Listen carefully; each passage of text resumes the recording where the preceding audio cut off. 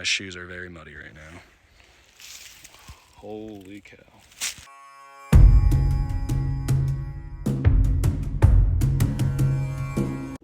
Good morning, everyone. It's Roberto with Birdo's Bird Life here, and I am doing another film challenge. I loved the first one I did so much that I decided I'm gonna do this again. I will post a link to my first video about right here, and you should definitely check it out. It was a super fun video to do. I really enjoyed trying to get as many birds on footage from this Ebird track as possible. Right now I'm at the Juan Open Space Preserve in New Mexico, just about not even 30 minutes southeast of Albuquerque. And it's really beautiful here, lots of pine trees, and I've been getting a lot of birds right off the start. I got here about 8:20 in the morning, and there were so many birds. I was just going crazy with my camera, but I had to ID them all first. I think I'm at 12 species right now, and I've gotten about 4 of them on camera. So I'm gonna try and get as many as possible.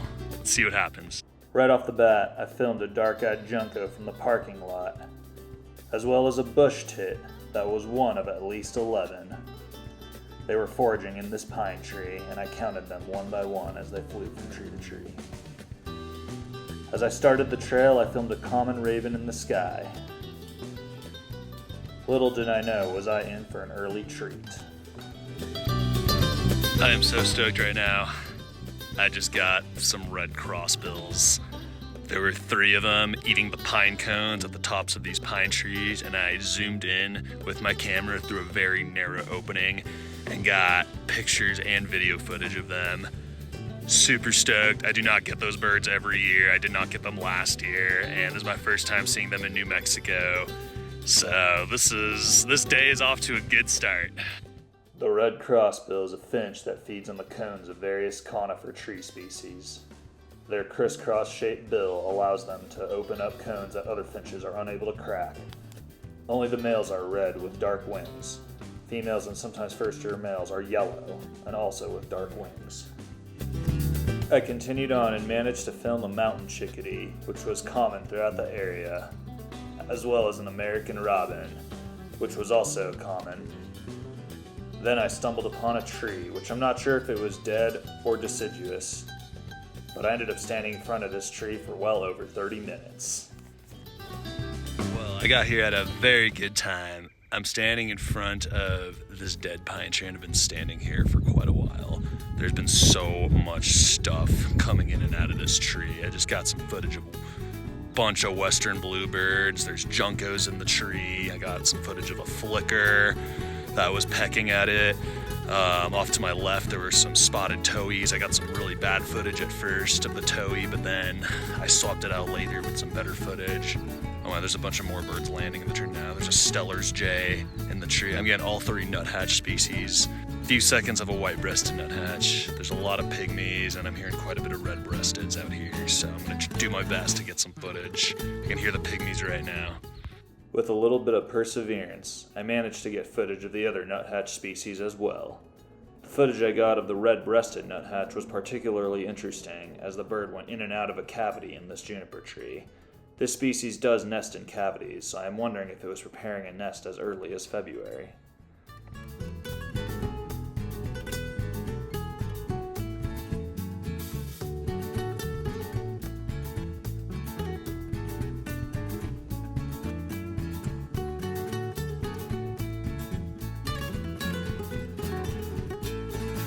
Just got some footage of a Williamson sapsucker, another new bird of the year, definitely on a roll. It was climbing up a tall pine tree. I believe most of these pine trees are ponderosa pines, which is the right habitat you can find this bird in. It is a type of woodpecker. It is looking for sap in the trees while simultaneously scooping up insects. I ended up seeing a couple more later on and got way better views. This one's a male. It is the most sexually dimorphic woodpecker. The males and females look like completely different birds.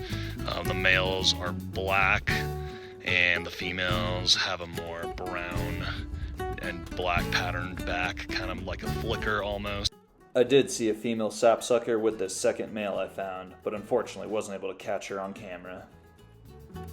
Then, before I knew it, I was hit with quite a surprise in a dense section of forest, and missed catching a really cool bird on camera by seconds. Alright, I just had an incredible experience with an American goshawk. It was perched conspicuously on a pine tree and around canopy level, but I had a clear view of it. Man, I am kicking myself for not pulling out my camera faster. I was just caught in an awe of inspiration. It just was so beautiful. And as soon as I started to pull out my camera, it took off. It actually flew towards me and went right above my head. And I decided at that point I'm going to turn around. Staying on the trail, I tried to relocate the bird because I could have sworn I saw it land atop another tree, but I could not relocate it. They're generally inconspicuous hawks, but I was really lucky to get a nice view of this one. That was just incredible.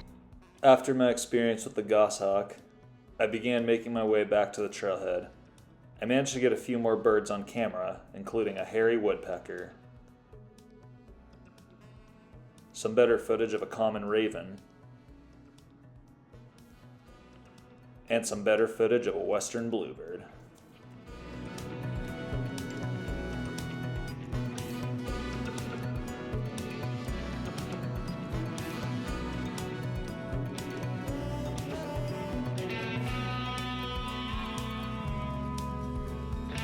I'm almost back to the trailhead I started at. Gonna finish up this track, and my shoes are very muddy right now.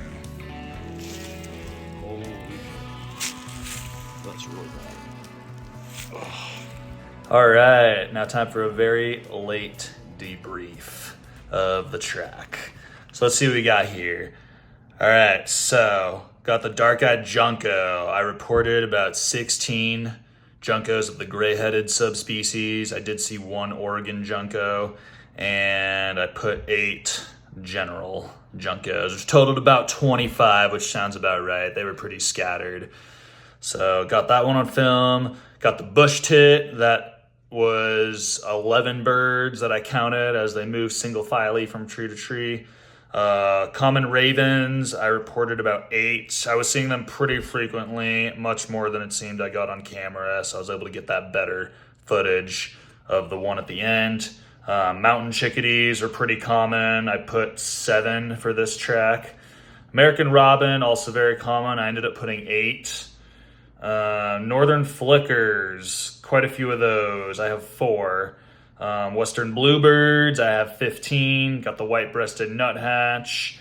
Spotted towhee, there were 2 of them at that spot next to that dead tree. I got 3 Stellar's jays, got one of them on camera. Pygmy nuthatch. Williamson sapsucker, got that one on footage twice, 2 different males. Then the red-breasted nuthatch going in and out of that cavity. And then hairy woodpecker. So that's 15 birds. The ones I did not get on camera, that was the American goshawk. We all know about that one. That was a really cool sighting of a goshawk. I've not seen very many of those birds. I wish I'd gotten that on camera. I wish I had some footage to show you guys what it looks like, but I don't. I've seen that bird so few times in my birding career. So there's that one. There was a flyover of 6 cedar waxwings. I confirmed them by call and got a visual on them as well with my binoculars, but it was a very quick flyover. Very pretty little songbirds. There was several ruby-crowned kinglets.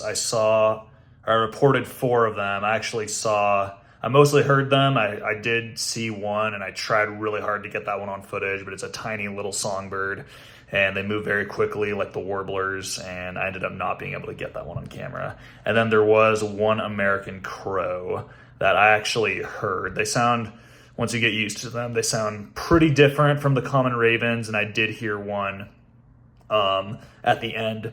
I also forgot to mention a single house finch that flew over. I confirmed it by call and watched it fly off into the distance and never managed to get that one on footage either. So yeah, 15 out of 19 species. I think that's pretty good, way better than my last film challenge. Really proud of myself there. If you enjoyed this video, please hit the like button and subscribe to my channel. Thanks for watching Birdo's Bird Life. I'll see you next time for the next film challenge.